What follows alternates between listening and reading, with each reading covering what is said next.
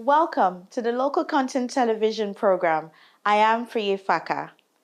The 9th Practical Nigerian Content Conference and Exhibition, recently held in Yanagwa, Bayelsa State, might have come and gone, but her effect still resonates within the industry. On this week's episode, we bring you sessions from the panel discussion. It promises to be informative. Don't go away.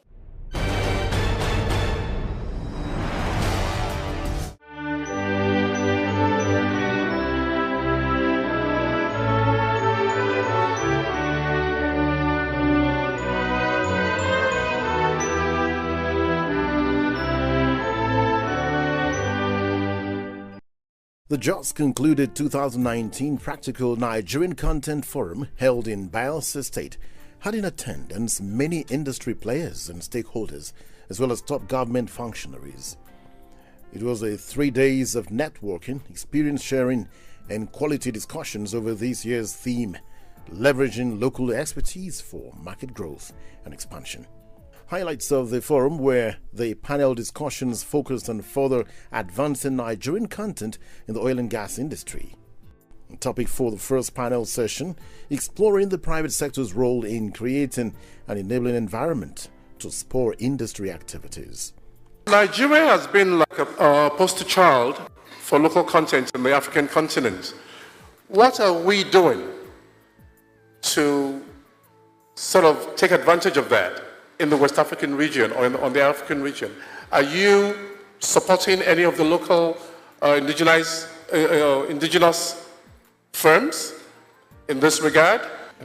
First, it's an honor to be within 10 meters of the last 3 ES.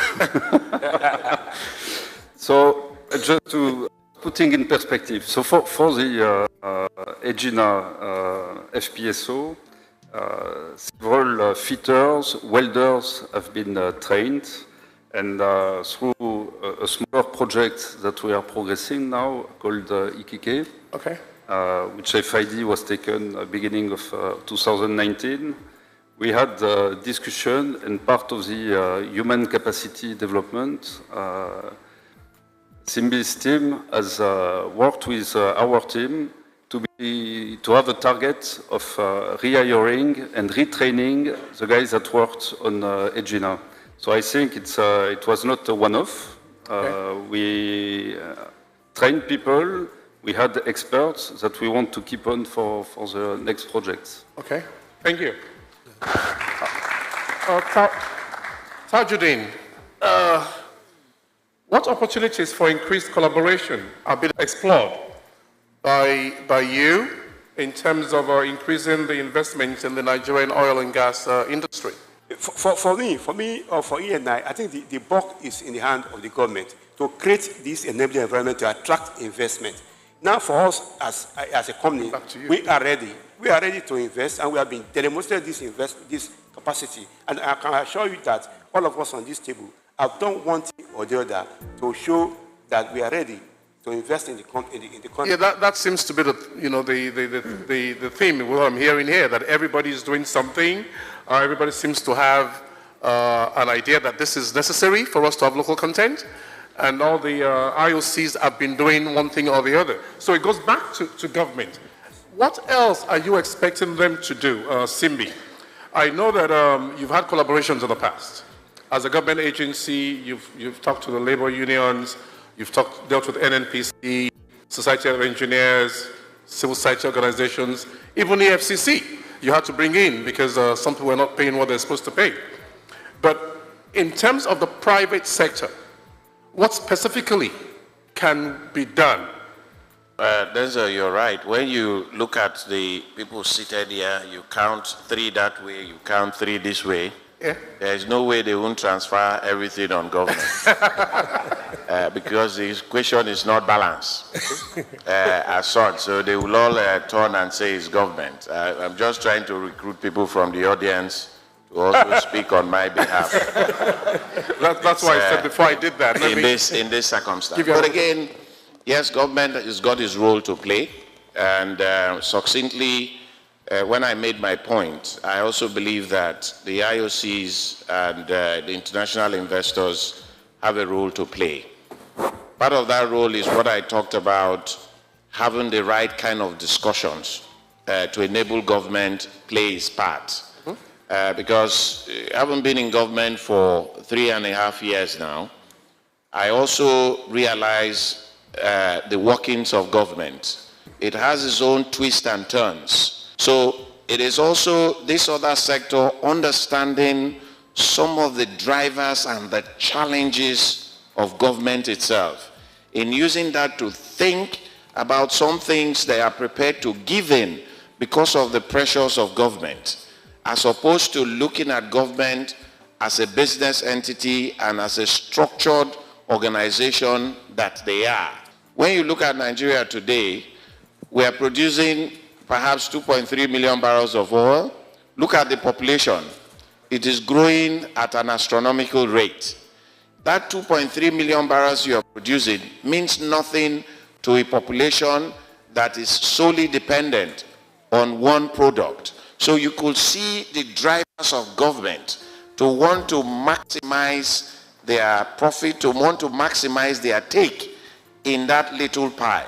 So this is where the private sector also comes in to enable a discourse and help the Nigerian nation for us to begin to think about how do we diversify our focus on the oil sector, on the gas sector, to other sectors. The private sector has a role to play. Is that a question for Jeff? In enabling that discussion, because so long as we keep our discussions within the oil and gas sector, yeah, we are going to continuously have this stress and strain that will not enable the private sector, will not enable government. So it's time the private sector, like the IOCs, now begin to participate in the discourse and in the education of perhaps Nigerians to think beyond oil and gas itself. I mean, you look at the tax rates here and the royalty rates, they're very high compared to other countries. And looking at, incentives to invest around tax credits and things, a lot of those things were in place when the investments happened here in Nigeria. A lot of those things have changed and the investments haven't been coming. If you look in the last 5 years in Africa, only 2% of the capital investment in the oil and gas industry came to Nigeria, only 2%. And that's because there's other places. Capital is very, the companies are limited in their amount of capital they have, and they're going to put it in places that they can get the best returns, and also in places that are good environments for investment, like here. But you also have to have, you're competing against the rest of the world for dollars right now. It's different than what it was in the past. Well, Paul, we have talked about capital, okay? And we're talking about how you want to share those resources in ensuring that it's put to the proper use in the proper country. What are those things that you're looking for in those countries, apart from the regulations and the things you've talked about? I think that the industry generally, and if I was to sum up in 2 words, the industry generally, the first word would be certainty. We need certainty. We need, from an oil and gas perspective, where you have uncertainty, you have concern and you have question marks. So a basis of certainty, if you have PSC terms and those PSC terms will prevail for the period of the asset production, that gives you a level of certainty. The other word I would use, and it's been touched on already, is competitiveness. We are in a global commodity business, and we are competing against, other countries. Some of us are competing against other companies. And it really doesn't matter what the name of the company or the country is, quite frankly. If you're in a global commodity business and you want to survive in that global commodity business, you need to be competitive. And the molecule that we produce and sell is exactly the same as the molecule that is produced in the Permian.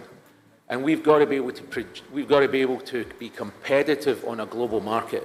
And if we are, we have a very bright future. When this local content issue started, there was a little bit of resistance from the industry players. Today, we see the comfort level.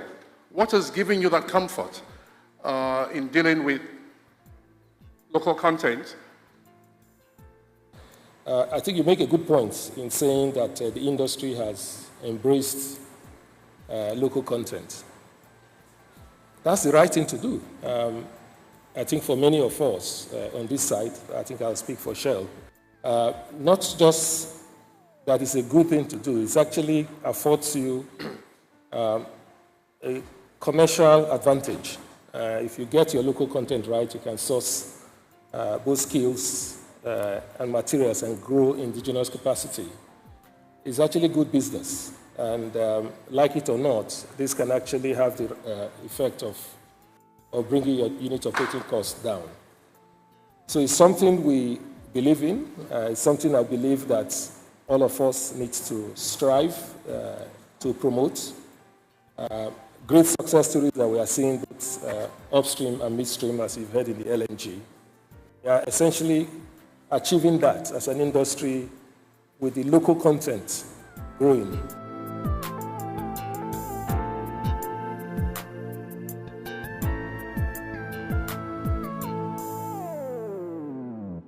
Deepening in-country technical capabilities in the Nigerian oil and gas industry was the topic for the second panel session.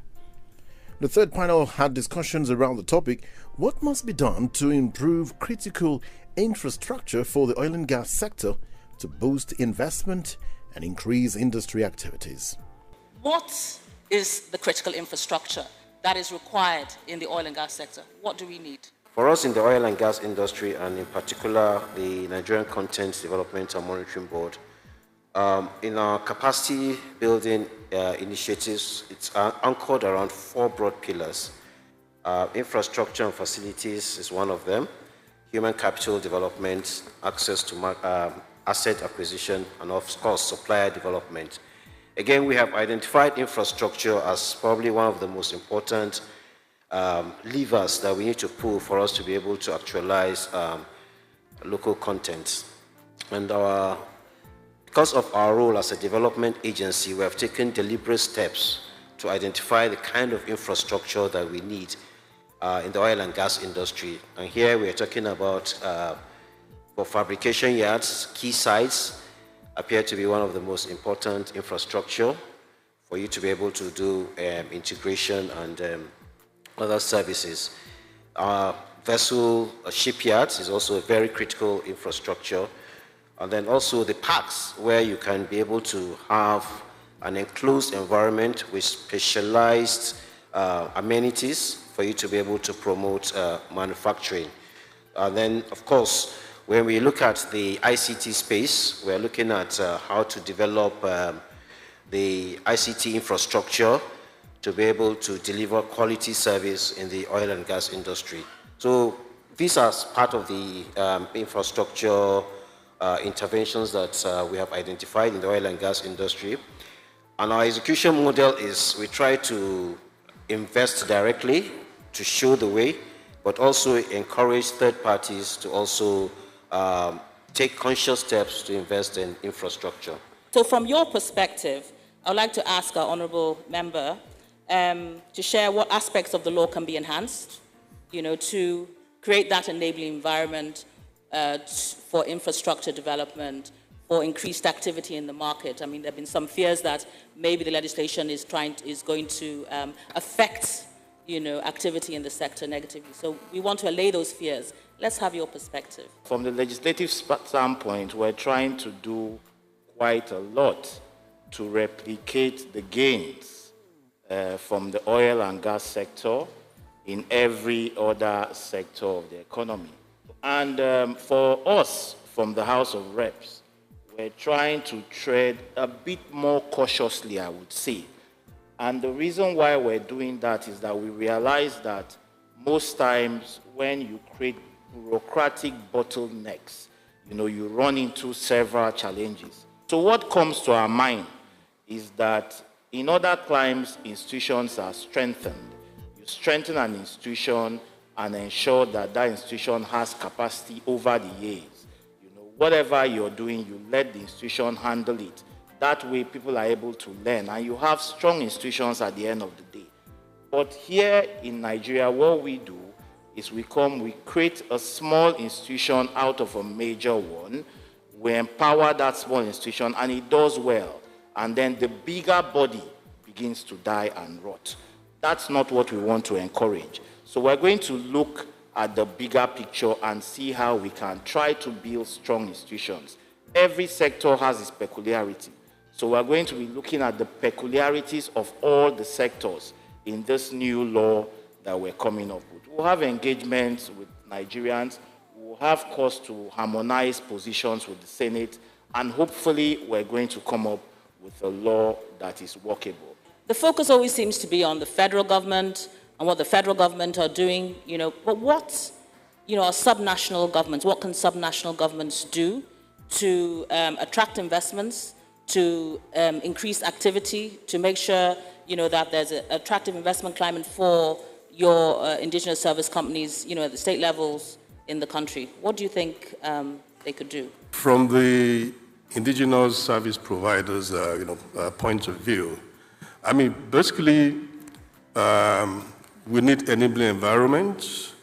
I mean, that means, having infrastructures that some of us can tap into.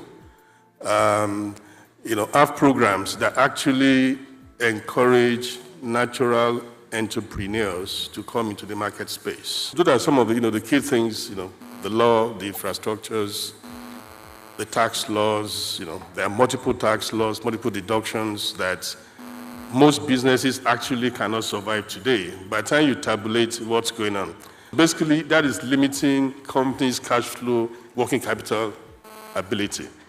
So really, for the local companies to compete effectively and to grow, there's need to have those extra incentives for them.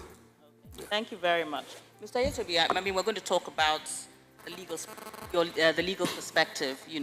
What is hindering investment? What is stopping people from coming in to invest? What are the laws, and what happens in that space?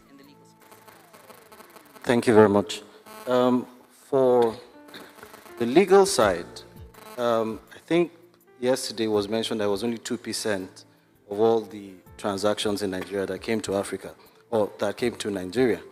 The reason behind that is that a number of times the court or the judicial system supporting transactions are usually long-ended. When you have cases in court, it could go on for 10 years, 15 years sometimes, and your transactions would have to move.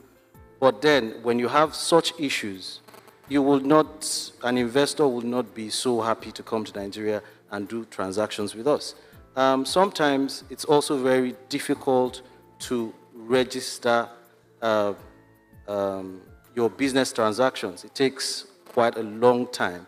And when we say ease of doing business, we need all these legal frameworks to support transactions in Nigeria.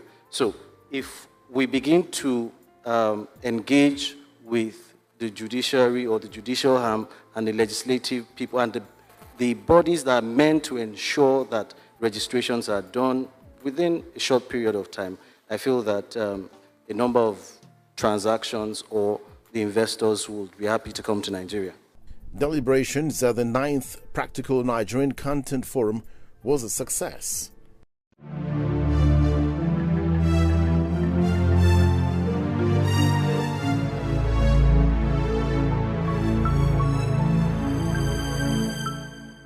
And that's what we have for you this week. Thank you for watching, and remember, the ideal local content penetration is not achieved overnight, but it is a continuous process.